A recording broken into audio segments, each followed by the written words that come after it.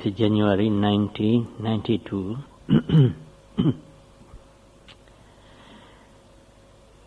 We will continue our Dhamma talk, explaining the 7 benefits of mindfulness and meditation. Yesterday we explained the first benefit, the purification of a being, which is one of the benefits of the 7. Explaining this purification of beings, I explained you 3 types of purification or removal, Pahana and Pali. 3 types of purification, I think you remember. What are they? Partial purification, temporary purification, and total purification. As to total purification, I told you mental defilement can be totally purified by means of path knowledge, or the 4 stages of enlightenment. Magga, the 4 stages of Magga. Magga is a path. That path is a knowledge, so it's translated to Magga-jnana, path knowledge. So I would like to continue to explain these 4 stages of enlightenment very briefly. Before I deal with it, I want to correct a terms I explained to you when I deal with the 5 similes for 5 aggregates.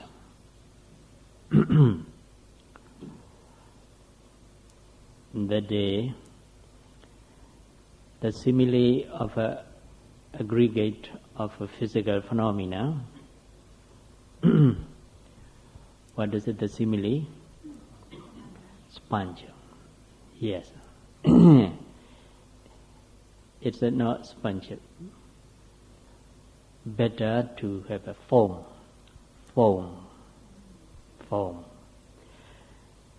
You follow? Foam. Because in the foam you cannot find any core, any substance to use for you. On that day, I thought about the word, the sponge, but I couldn't find this form. It has been lost. So, in this morning, Upanya told me he remembered that once that I explained these 5 similes, the word form. Yes. The problem is language. In Burmese, sponge is called ye myo, and also foam is also called ye myo. One word for 2 things. So I remembered only sponge, not foam. So the simile of the aggregates of a physical process is what? Form. Then I think you remember what is the simile of feeling or sensation? Vedana khana? Bubble. Yes. bubble. In the Pali text, the Buddha said, Vedana Bupulupama. Bupulupama. Bupula Upama. Upama is similar or like. Bupula is a bubble. Very near.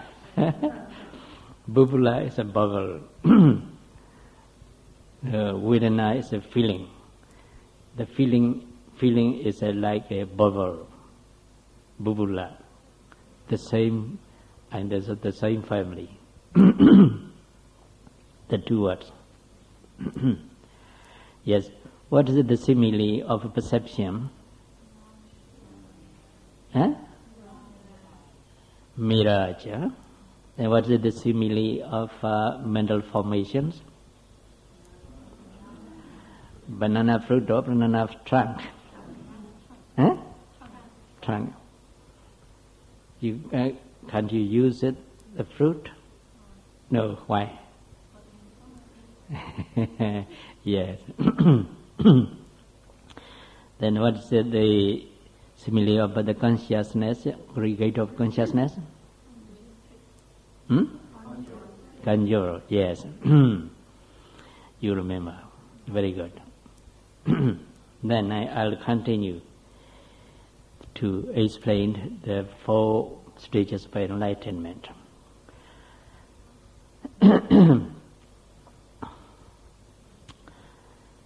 The 4th stage of the enlightenment uproots some of our mental defilements concerned. So the first stage of enlightenment is called Sotapatti Maganyana. Yesterday I told you the translation of a Sotapatti Magga, stream enterer. What do you mean by the stream? Just a stream, not enterer. What do you mean by stream?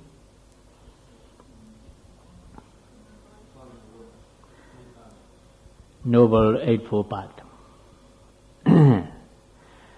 Because Sotapanna, the first noble person, begins to enter the current or the stream of a Noble Eightfold Path. But as you know, as soon as he has entered that path, he realizes the Nibbana, the cessation of suffering. In the same way, in the other stage of stages of enlightenment too, as soon as the noble person has attained the second part, he realizes the cessation of suffering, Nibbana. The same with the 3rd and the 4th stage of enlightenment. Yes, the first stage of enlightenment, Sotapatti Maganyana, or path knowledge, destroys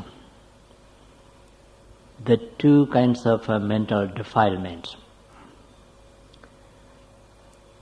Sakkaya Ditthi and Vicikiccha in Pali. Sakkaya Ditthi, you know, was there. The false view of personality, individuality, self or soul. That view, false view, has been destroyed, is destroyed by the first stage of enlightenment. Because before you have attained this noble path, you have to go through the 13 stages of insight knowledge through your personal experience. During the course of your meditation, meditative practice, you have to go through these 13 stages, realizing impermanence, suffering, impersonal nature of mental and physical phenomena. All the course of this meditative practice. Only after that you have attained, or you begin to enter the stage of a noble ones, the state of a noble ones. That means path knowledge. Sodapati Magga Jnana.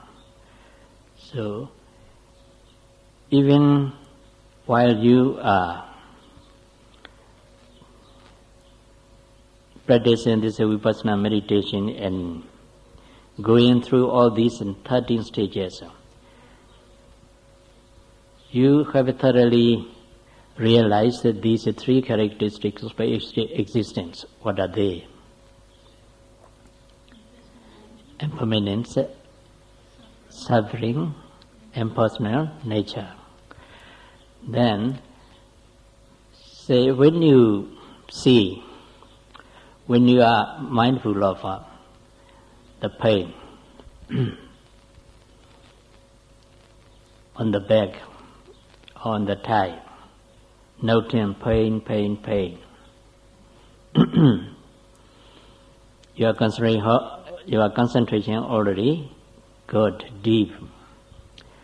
So the noting mind penetrates into the center of the pain. It doesn't go out very often, but sometimes it tends to think about the pain.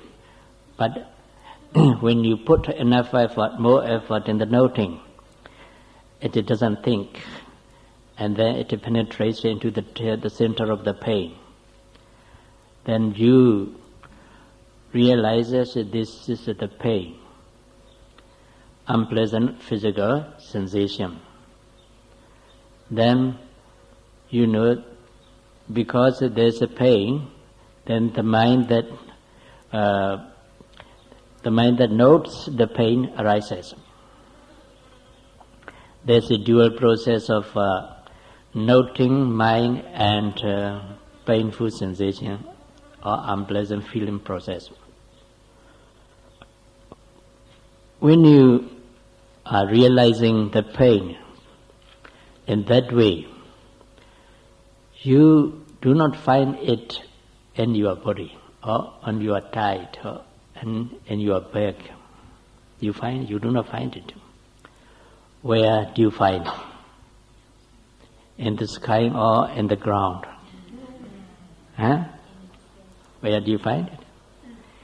You find it separate from your body. Sometimes you lost the sense of your body. What you are realizing at this moment, at that moment is just pain and the mind that notes it.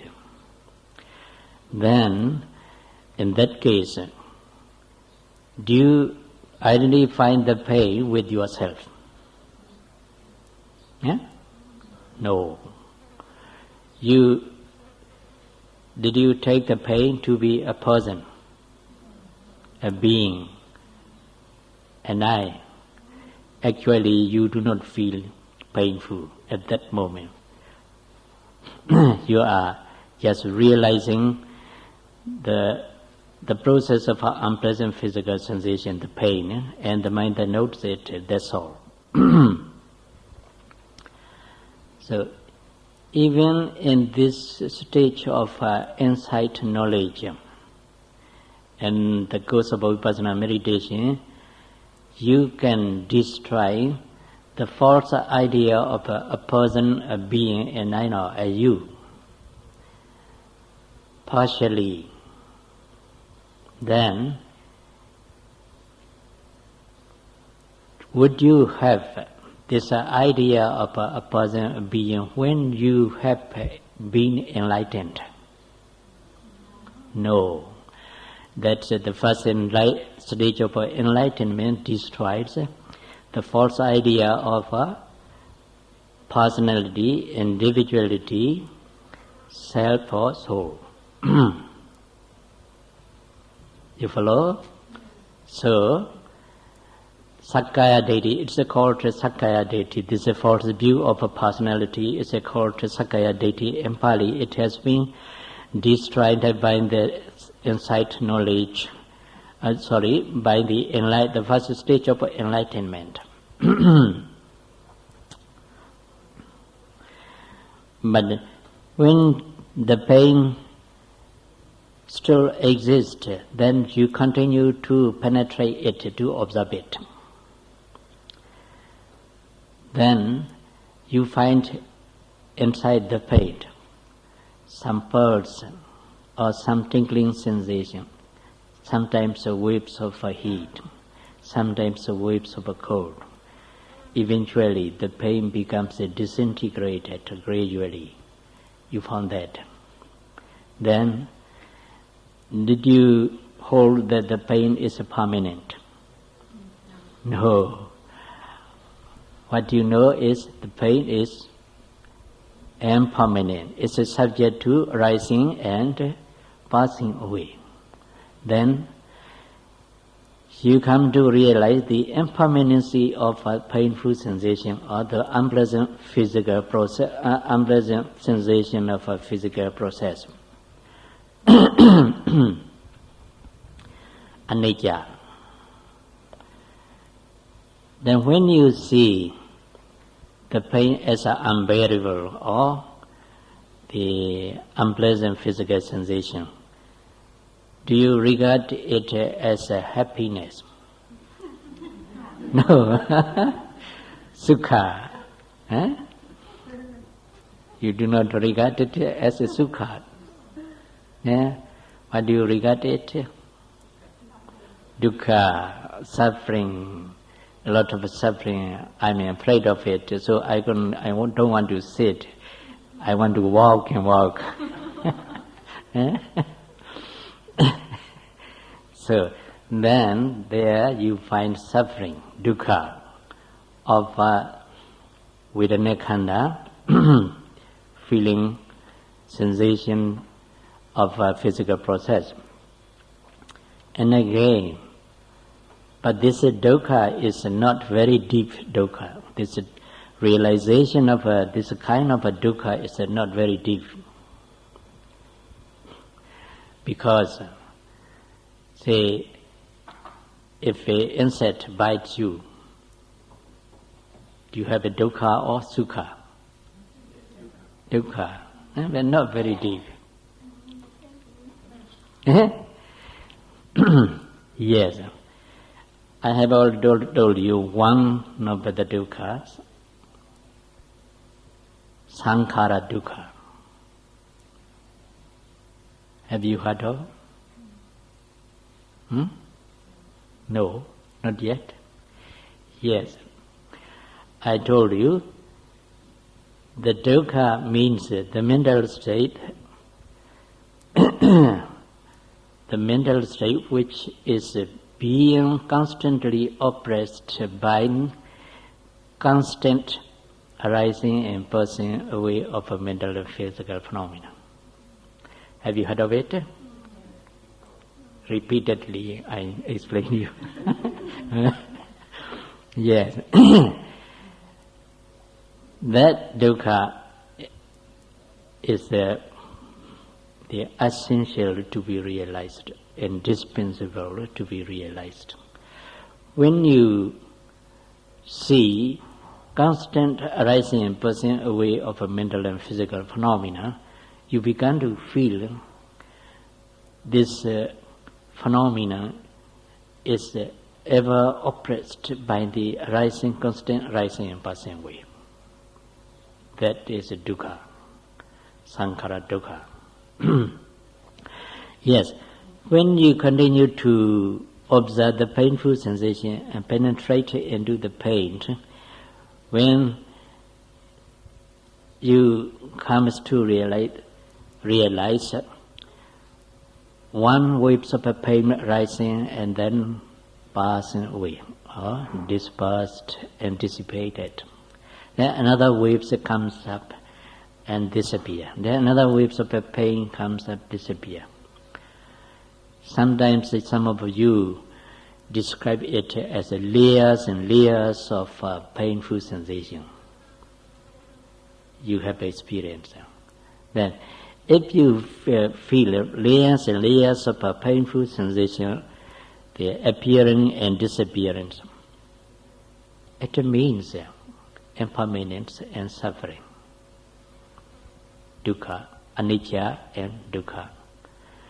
Then you do not take it to be a person, a being, a self or a soul, because it's ever changing and subject to about rising and passing away. You know that. So it's neither a person nor a being, neither a soul or no self, nor a self. Anatta.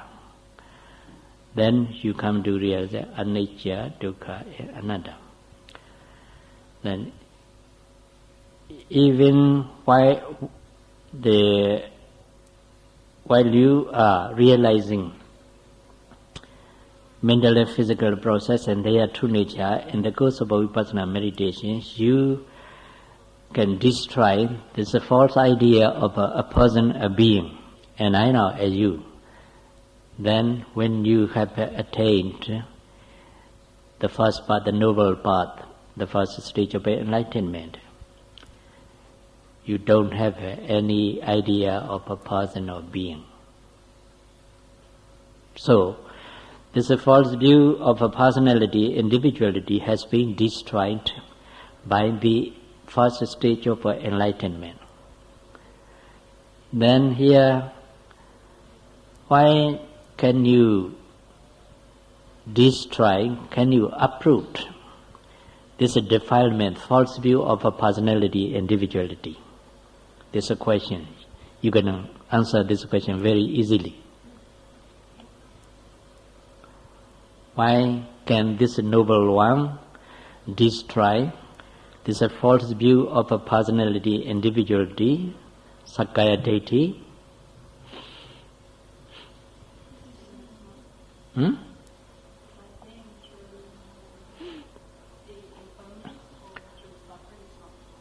By seeing impermanent suffering and impersonal nature of bodily and mental phenomena.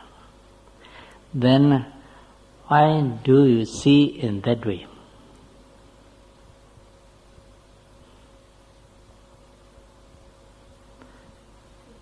Huh?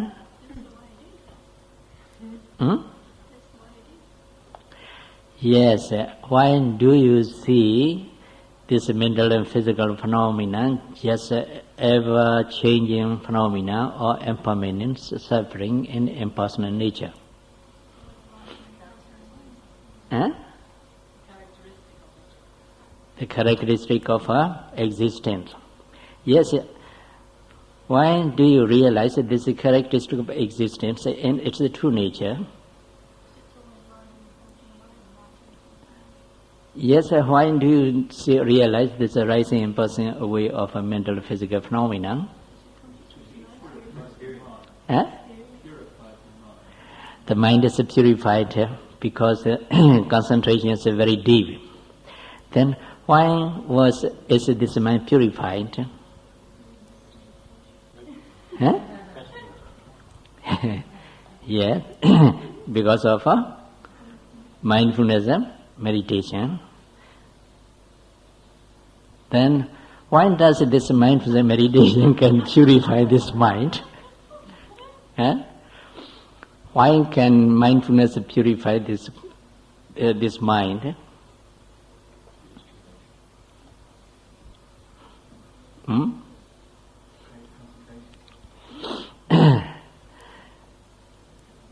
Because this is the correct technique of mind meditation. It's the correct technique of meditation. Where can you find this technique? Where can you find this technique? Inside you. Eh? In Burma? Yes. Yes. Because Burmese Mahathera, Burmese Mahathera revived it. Eh? So, yes, you can find this way of purifying mind in the discourse of Mahasatipatthana Sutra. Is it right? Or in the teaching of the Buddha. Eh? Then, this noble way of purifying mind and destroying defilement can be found in the teaching of the Buddha. Then, is this way correct? Huh? It's a right path or wrong path? Right path. Why? Oh, it can enable a meditator to attain the noble path. Path knowledge, the first stage of enlightenment. Destroy the kilesas, defilements. Then, do you believe in the teaching of the Buddha? Huh? You do? Yes. Then, do you believe in the Buddha? Huh? If you believe in his teaching, you must believe in him. Huh? Then if you believe in his disciple who has attained this path knowledge, walking on his path. Yes, those disciples are called Sangha. Then you have no doubt about the teaching, the Buddha and his disciple. Have you got the doubt? That doubt has been destroyed by the insight knowledge, the first stage of insight knowledge. It's called Vicikicca, one of the mental defilements. This Vicikicca, skeptical doubt, is destroyed by the insight, the first stage of enlightenment, path knowledge. That's I want to explain to you the cause and effect of this purification and this destruction of this Vicikicca, skeptical doubt. That's why I ask you many questions. By questions you have been answered. Then the two types of mental defilement. The first one is a Sakaya deity, the false idea of a personality, individuality, and the second one is a skeptical doubt about the triple gems is destroyed by the insight, the first stage of enlightenment, path knowledge. Is it right? Yes. Then, if you believe in the triple gems, especially in the teaching of the Buddha, and also if you reflect your own experience while you are meditating, then you have the false idea of a person, a being. No. But while you are not reflecting or recollecting your personal experience and meditation, you may have some vague idea of I or you as in conventional terms. If you reflect your experience of, say, the pain that now I explained, you don't have the idea of a person or being. Then if you do not have a person,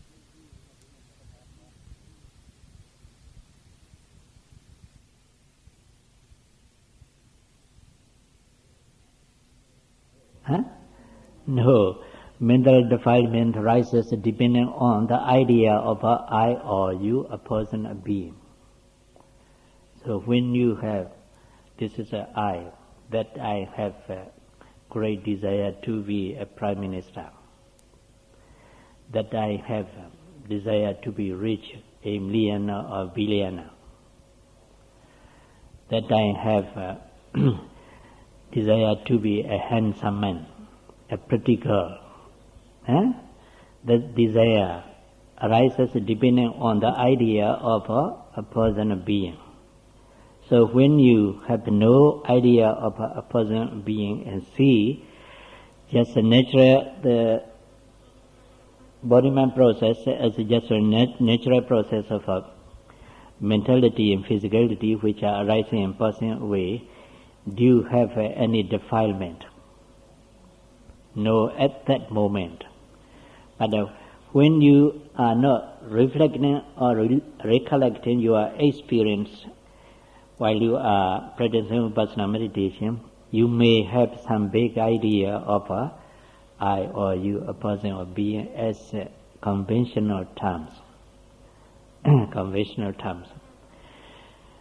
That conventional terms or names. The names are necessary to know the object and to communicate with each other.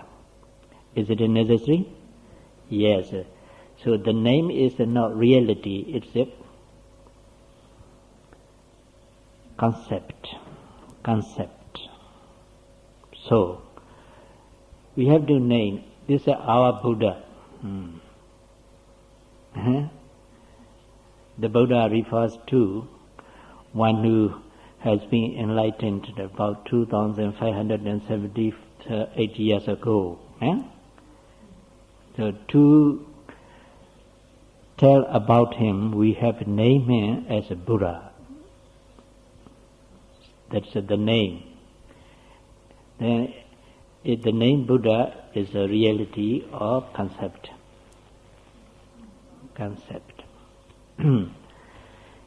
If it's a reality,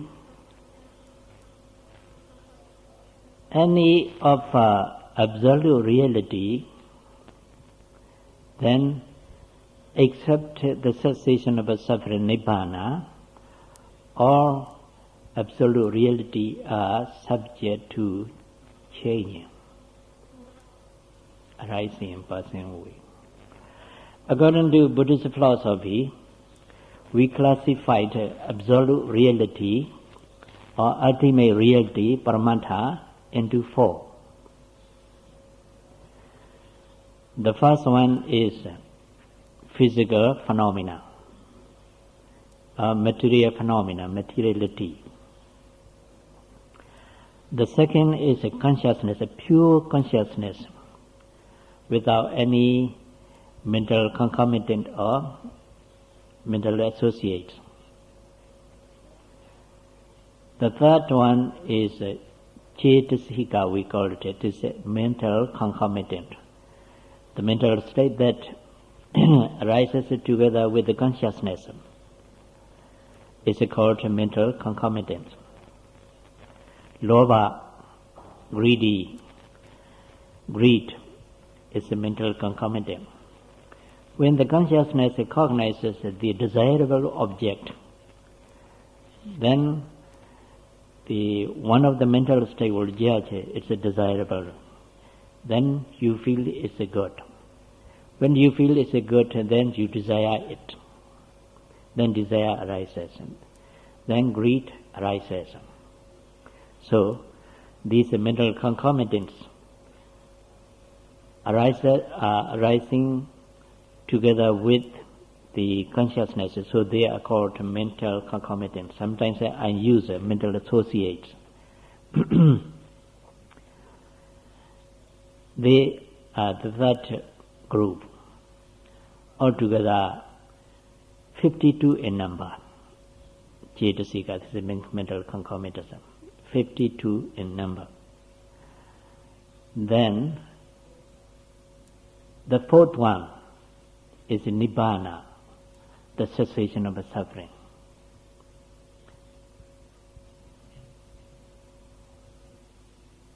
how many we classified? 4 of absolute reality, ultimate reality. What are they? The first one, matter. The second, consciousness. The third, mental concomitants. The fourth, nibbana.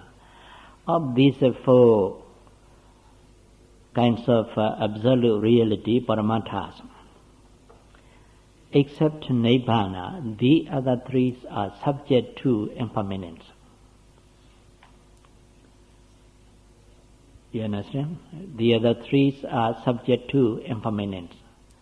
Matter, material process, consciousness, and mental concomitants, all these are subject to impermanence. They are ever changing. Why they are impermanent? Why are they impermanent? Because they arise and passes away. Then why do they arise and pass away?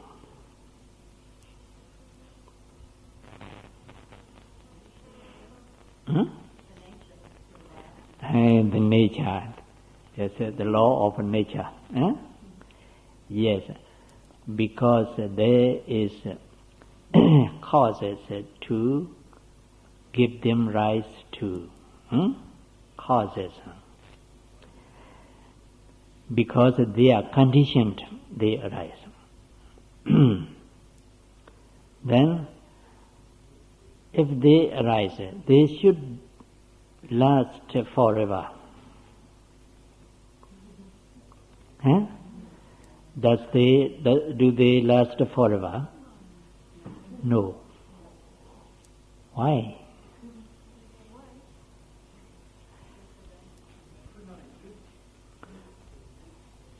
They exist for a moment.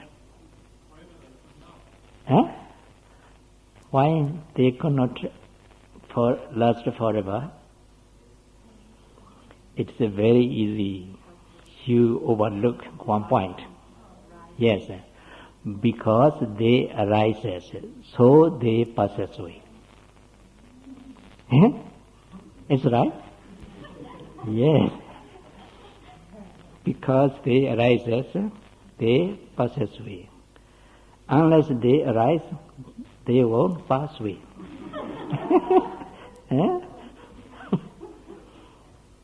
If you are not born, you won't die.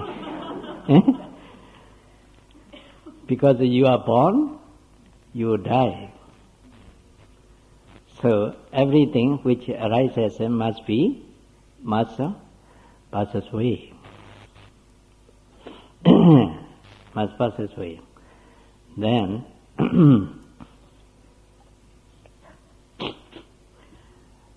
this is the nature of Paramatha, absolute reality.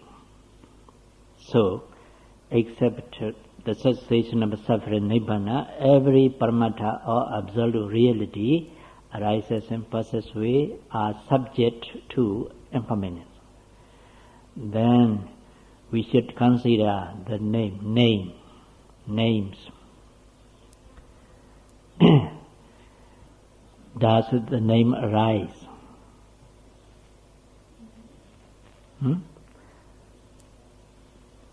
Say the word, the name Buddha. The name Buddha, does the name Buddha arise? When does arise it?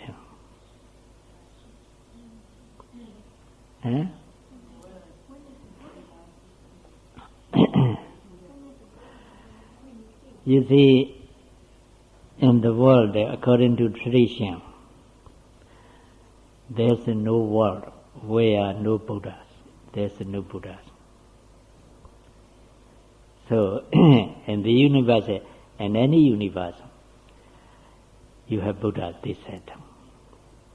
Then, if the name is an absolute reality, suppose it arises, then does it pass away?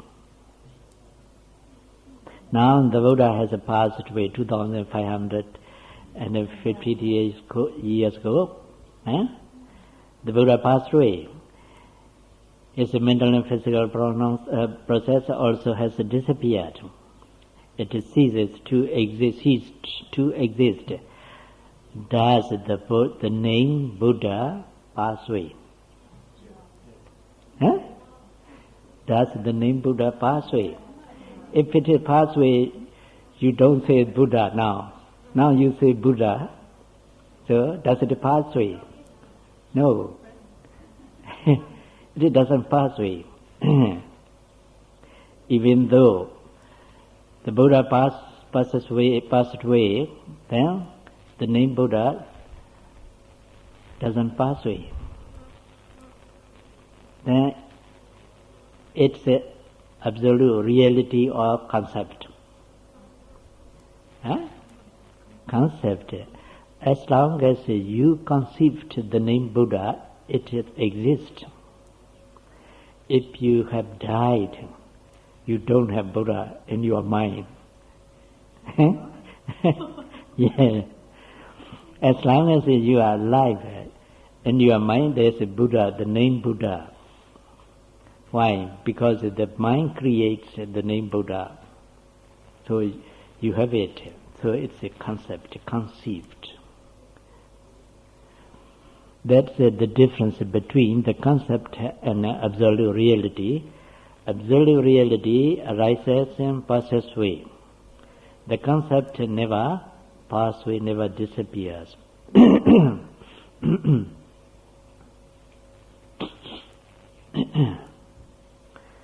Then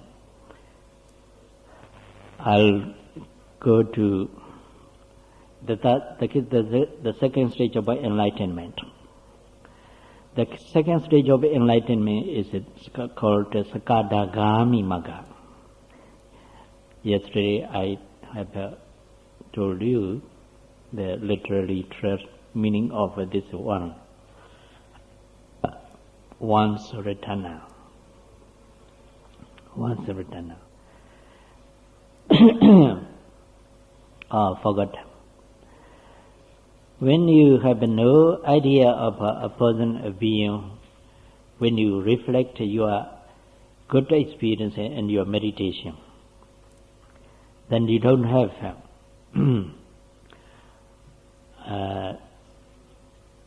defilements which is destroyed by the first stage of enlightenment. So,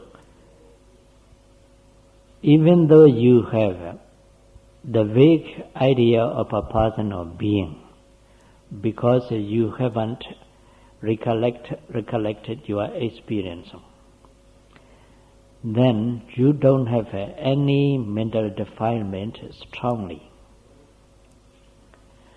No strong mental defilement at all.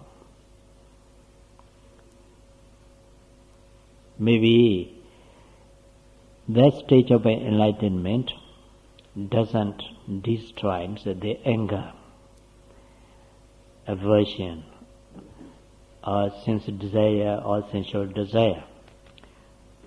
You may have it, but it's not very strong.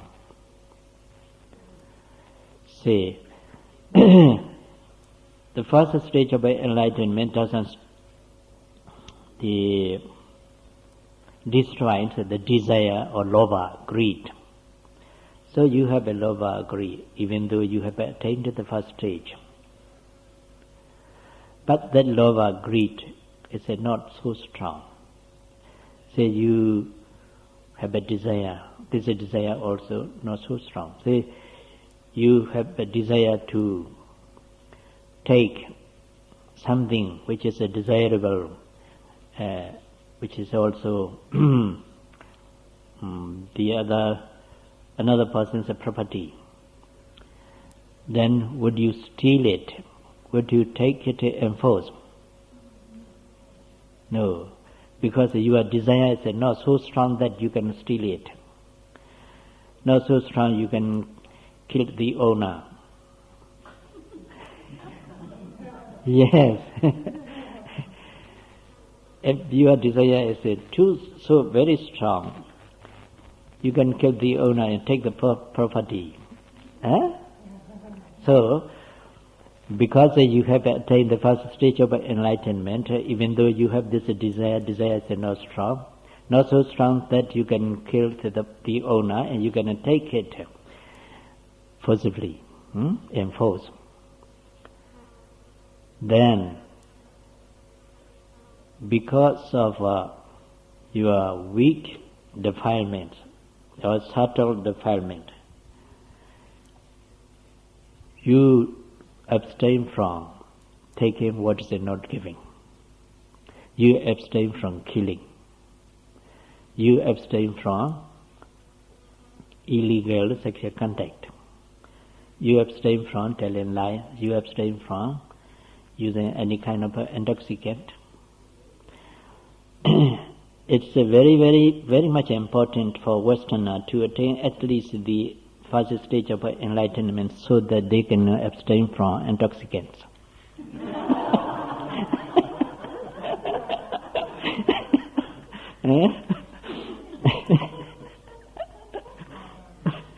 So try to avoid their reason is cold, very cold. The reason. Yes. When you are able to abstain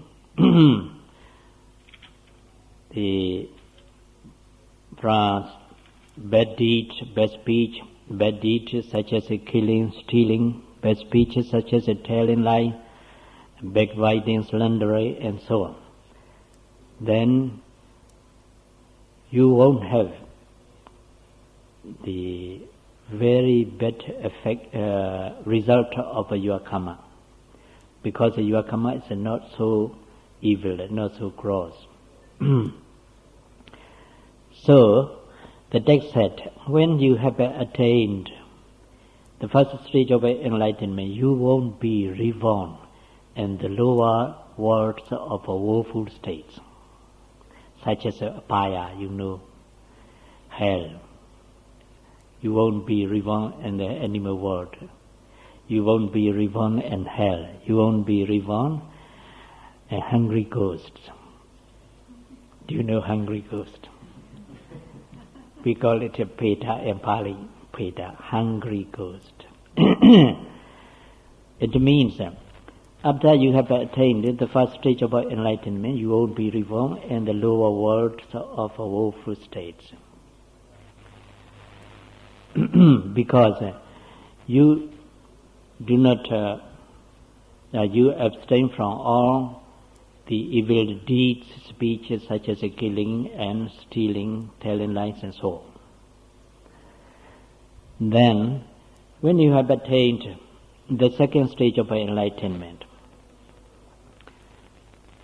the second stage of enlightenment destroys the coarse quality of sensual desire and anger, hatred, aversion.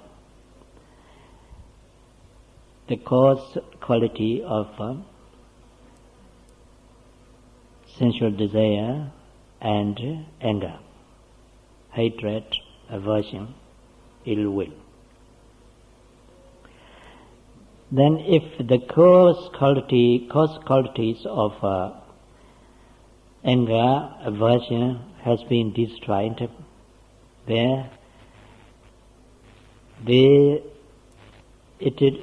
it cannot destroy the tender or subtle qualities of sensual desire and anger. It's left untouched by the second stage of enlightenment. Then your desire or greed becomes weaker and weaker, subtle and more and more subtle.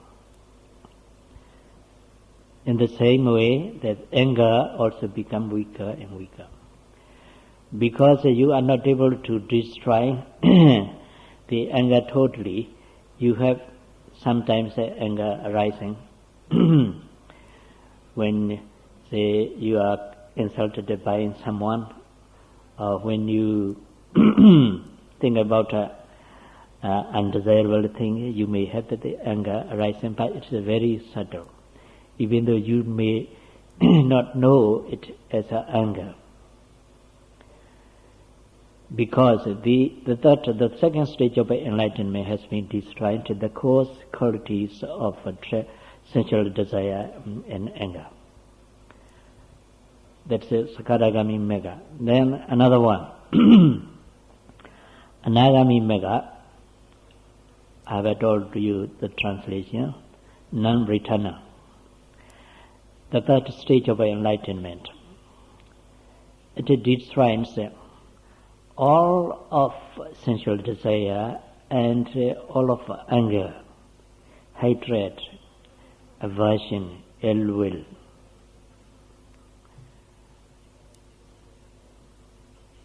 The third stage of enlightenment destroys all of sensual desire, all of anger, without exception, completely destroyed. He is called Anagami, the third noble one. Sotapatti is the first noble one. Sakadagami is the second noble one. The Anagami is the third noble one.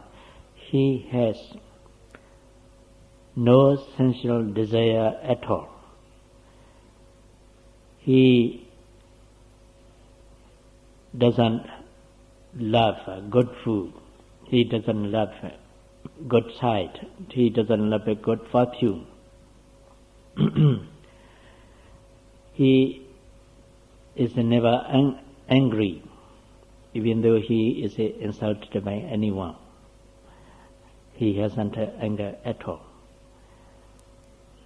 Then his mind becomes calm, serene and quiet.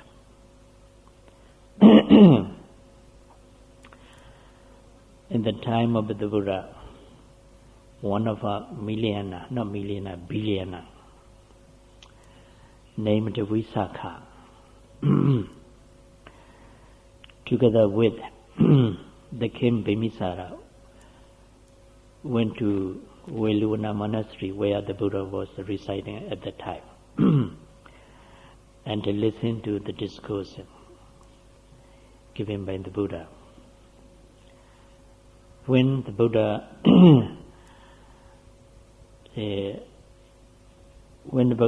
teaches about the Four Noble Truths, and the first truth, the fourth truth, Magga Sajja, the Buddha explained it very elucidated. Then, when the Buddha explained this Magga Sajja, he has to explain the way leading to the cessation of suffering. That's a Noble Eightfold Path. Because in the Magga Sajja there's a mindfulness. Then he has to describe how to be mindful of bodily and mental phenomena and how to realize it, how to attain Magga and fly and so on. So that billionaire, he's a young man. He was a young man. No, maybe about 25 and 30 years old. That's all. Young man. He was married. He has a very beautiful wife. Then, while listening to the discourse, he was mindful of whatever arises in his body and mind, and also the feeling about the Dhamma, and also hearing the Dhamma and so on. Whenever the discourse was about to finish, he has attained 3 stages of enlightenment. 3 stages of enlightenment. Then, until the 3rd stage, What kind of a defilement the third stage has destroyed? All of our sensual desire and all of our anger. Then, did the Miliana have the sensual desire? No. Even he hasn't a sensual desire, he has no the other desire too. That's a very cause desire. It means he loves nothing. He loves no property, he loves no living being, he loves non-living thing, no living things. He loves no non-living things. Then he hasn't any anger rise. Then he went home back. At the gate of the house, his wife, as usual, came to him and greeted him and hold his arm. Then Biliana very gently pushed it off. Very gently pushed it off. Then again, the young wife holds his arm. Then again, the Biliana, then very tenderly pushed it forward. The wife was very much surprised at the manner this man did. But she didn't ask any question. She looked at the face of Biliana. The face is very shy, very gracious, calm and tranquil. Then she judged nothing was wrong. There must be some reason. She is very wise. She didn't ask any question. Then continue inside the house. He prepared food for him. He didn't take the food because when he has attained the second stage, the third stage of enlightenment, he has no sensual desire, so he has no desire for food. Though he didn't take any substantial food after midday, so he didn't take the food. Then the wife get puzzled. The time's up. The time's up. We'll continue tomorrow. So may all of you be able to attain the third stage of enlightenment, at least in this retreat, achieve the cessation of suffering.